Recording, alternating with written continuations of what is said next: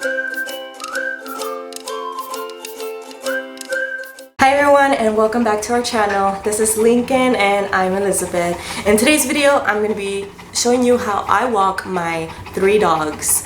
And actually, I was taking care of my mom's dog. It's a little Chihuahua Terrier mix type of breed. I'm not really sure, but I had her earlier, but she's already gone. I'll have some clips of me walking one of my dogs with her as well. So let's get into the video. It first starts out at the beginning. Since I'm going to be walking them alone, I'm only going to be taking 2 at a time. So normally I will do either my Doberman and my Rottweiler together, and then Lincoln by himself because he's easiest and easier to walk with, and the 2 other girls are a little bit harder. I like to start out with a challenge and then finish off easy.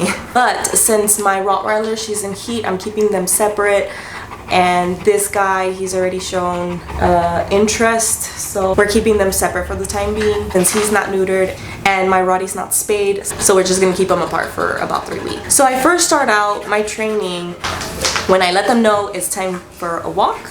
They get very excited, they look forward to walking, so they're super eager to do it, but it's all about your body language. So what I do is I remain calm and boring, and that will get their excitement down, and once they are showing the behavior that I'm looking for, which is a calm behavior, then I can proceed. So I go ahead and wait for them to calm down, and I'll hook on the leash.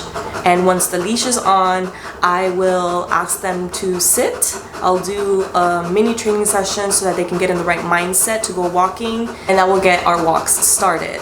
My 2 older ones are very active and hyper dogs, so I have to put a little bit of effort into their training and set the boundaries for them more than I have to with Lincoln here, but they eventually get it, so it's okay. It's only in the very beginning where they act kind of crazy. They weren't as crazy as before because I've learned new techniques and new tips that hopefully you can see in this video. I'll go ahead and link down below some other good videos that I learned some of the tips and tricks as well, but this is how I walk my 3 dogs and work around their personalities.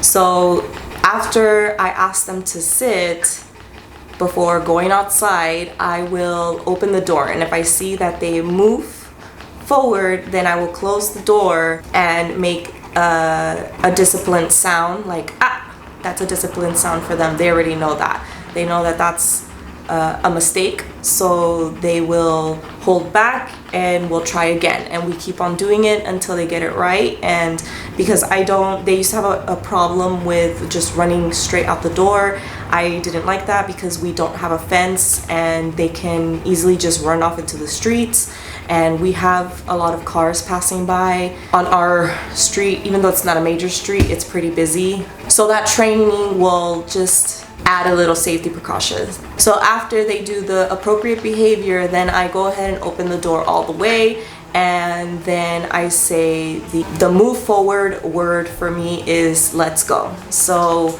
once I say that, they'll go ahead, that's the release for them. So they'll go ahead and go out the door. So for my 2 older dogs, my Doberman and my Rottweiler, I use a prong collar, which looks like this. It's got these little pointy things on the edges, and I've used these kind of choke collars, but it doesn't seem to work so well with my older 2, and just the regular collar, that's no. They actually listen better with this one. They're a little more calm. Nixie, my Doberman, she is the most hyper. She just wants to go back and forth, mark, sniff everything, mark. Even if we're walking, she'll mark and walk at the same time. She's a little crazy one. They have a problem with pulling forward, so this, used appropriately, helps correct them in the moment in time. I use it as a reminder. It's important not to use this in the wrong way. You'll see in the next clips how I use it, so it will remind them not to tug on the leash. After we get over that initial hump of the excitement, then it's easier for me to walk them, and they're a little more calm and well-mannered. And since my dogs are very pack leader-esque, they will follow the alpha dog, and the alpha dog is my Doberman, so she leads the way and the others will follow.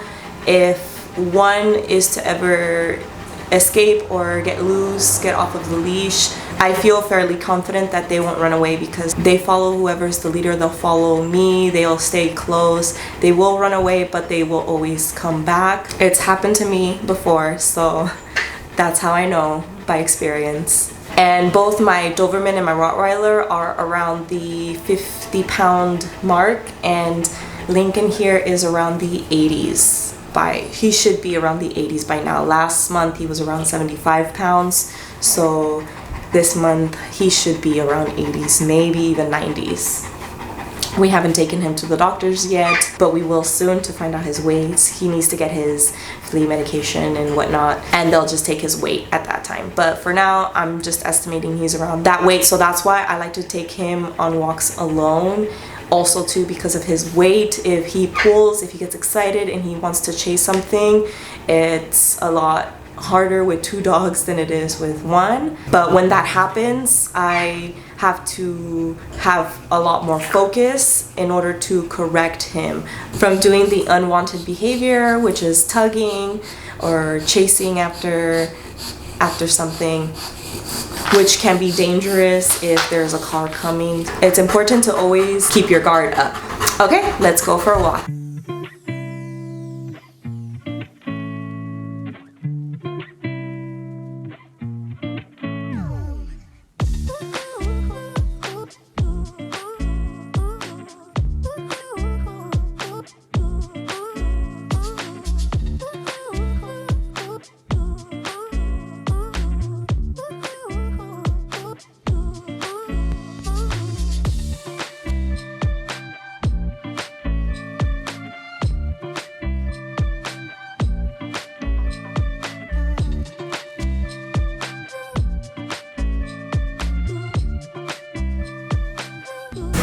Sit.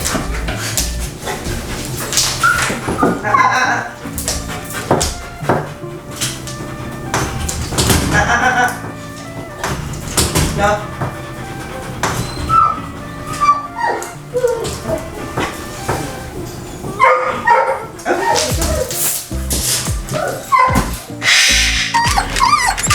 Sit. Okay.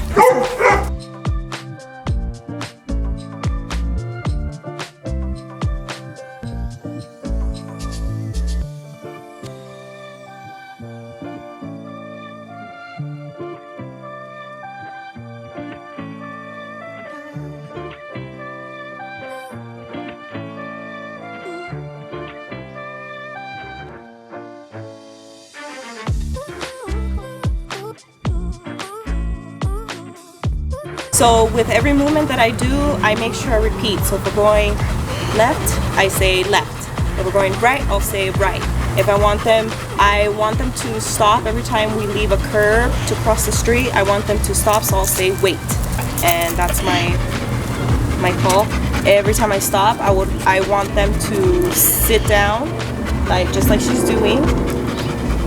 So it's easier to do more training when it's just individualized versus when they're all together, because they'll follow each other. So when one does something wrong, the other one will follow.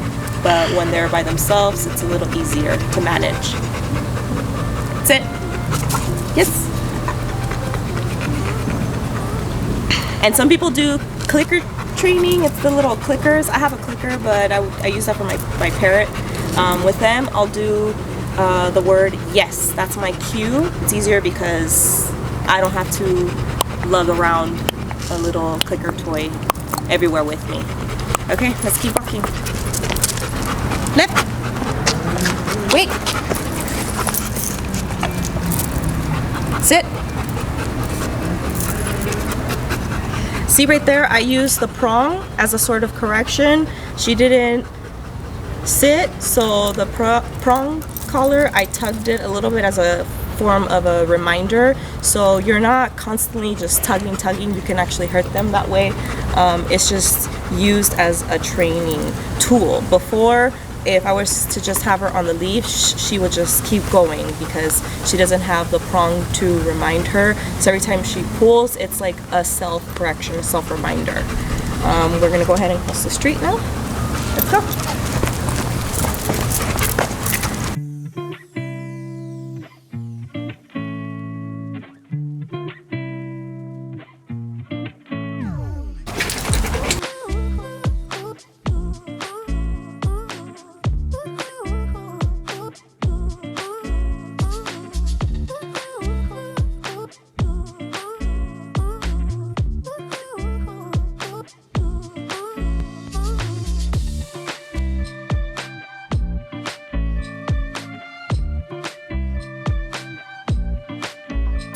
Sit. Yes.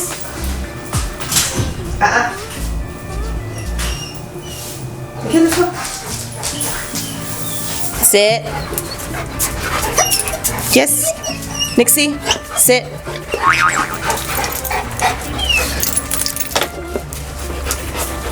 Yes. Okay, let's go.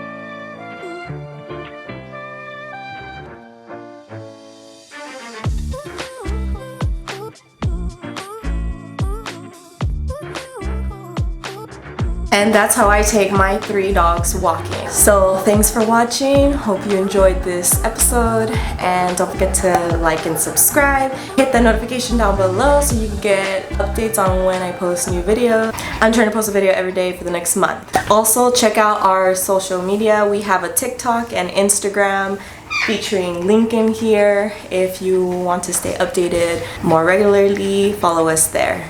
And check the description down below for more information. Thanks for watching. See you next time.